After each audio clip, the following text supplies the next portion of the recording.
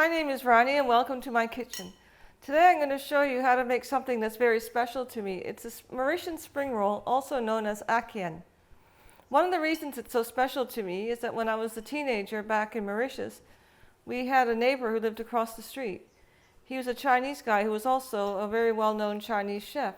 And before I left to go study, he took the time to teach me a few of my favorite foods that he used to make for me. He used to always put extra special effort when I go back on holidays to make this dish as well as my other favorite, his sweet and sour crab. But I thought we'd show you today how to make the Mauritian spring roll. So I'm starting with some minced chicken. This particular chicken has been hand minced, but you can buy minced chicken in the supermarket if you prefer. So what I'm going to do is combine the ingredients for the spring roll filling. This is some sea salt. This is a ginger and garlic paste.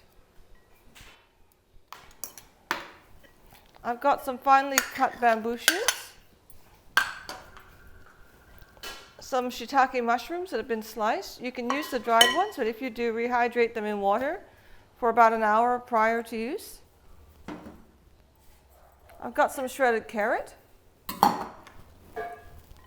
little bit of cabbage that's been finely shredded. This is a minced shallot. So you give that a really good mix.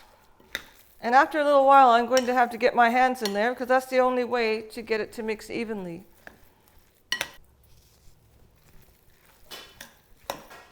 So you give it a really good stir, and if you like, you can add some pepper. But the pepper is optional. But if you do use fresh pepper, make sure it's always freshly ground. Once that's mixed well, you add some corn flour in. That works as a binding agent. You will notice that this spring roll is made without wrappers, which makes it very interesting.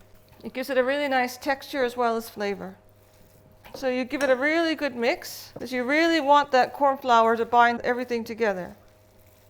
So you grab a handful of the mixture out of the bowl and form it into a log. It takes a bit of practice, and you might need to wet your fingers, your hands before doing it, because it is quite a sticky mixture. And sometimes the vegetables try to escape, but you just have to squish them back in. And it does look really funny now, but it will be good once it's done. And that's how you shape them.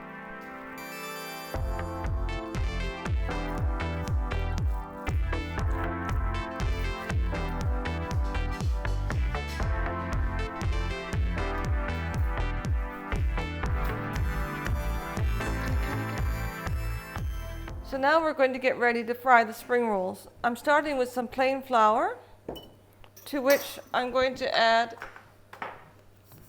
a little bit of salt,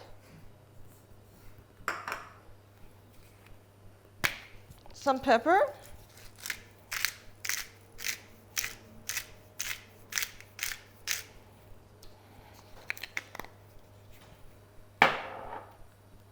a very small amount of oil, and some water. So this batter is going to be quite thick, but remember, it's going to be used twice and thinned down the second time. We give it a good stir because we don't want the lumps.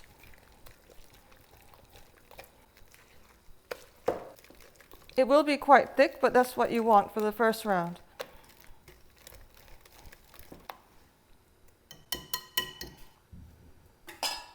So what you have to do now is the tricky part. So you take one of the logs, make sure you cover it in the batter,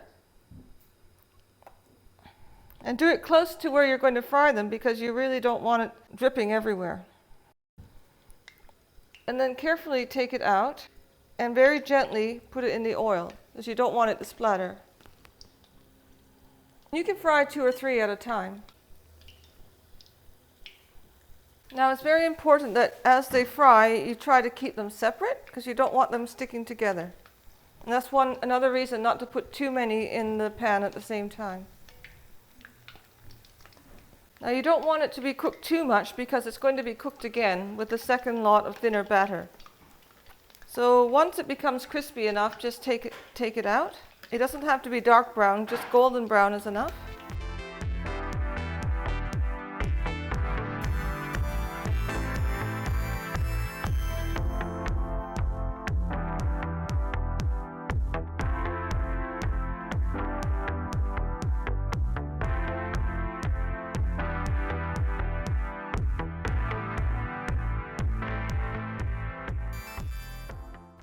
Okay, so once all of these are fried, the next step is to water down the batter, the remaining batter. So water it down till it's quite thin. You want it to be quite runny.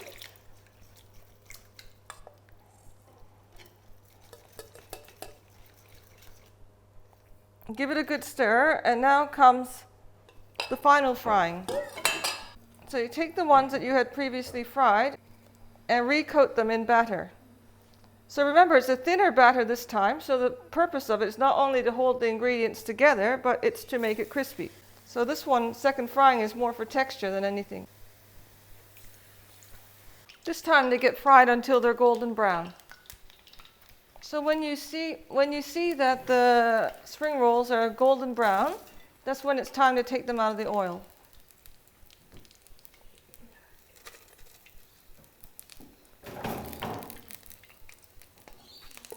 And always let them rest for 2 or 3 minutes before slicing them.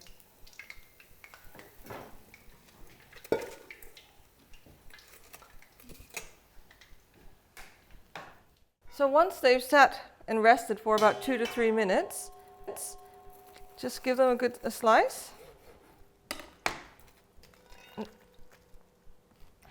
Another way to serve them is to slice them into smaller pieces. Now, when I was growing up, they didn't have much purple cabbage, so it would be done with green cabbage, but I happen to like the look of the purple. If you would like to learn more about making this dish, please book into my classes where I'll be showing you how to do it. It's a very special dish, as I've never seen it in Brisbane or in Sydney in the past 12 years I've been in Australia. So if you'd like to learn how to do it yourself, give my classes a go. I look forward to seeing you there.